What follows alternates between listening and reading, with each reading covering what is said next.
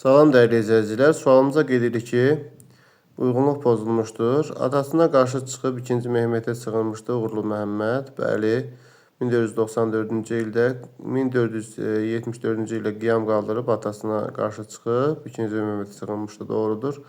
Uzun Həsən tamğa vergisini ləğv etmək istəyən gerçəkləşdirmişdir Şah Məhəmməd Xudabəndə. Yanlış cavabımız B variantıdır. Çünki Məhəmməd Xudabəndə deyil, Şah 1-ci Təhmasibin dövründə 1565-ci ildə ləğv olunub. Əhalinin və əmlakının siyahıya alınması deməli keçirmişdir Şah Sultan Hüseyn. Bəli, 1699-1702-ci ildə. Tacirlər üzərinə qoyulan vergi və rüsumları azaltmışdı 1-ci Məlikşah, doğrudur. Səfəvilərin ipəyinin satışı ilə bağlı ingilislərinin Moskva şirkəti ilə müqavilə imzalanmışdı. 1-ci Təhmasib, bu da doğru cavabdır. Sualın elə yanlış cavabı B variantında doğrudur.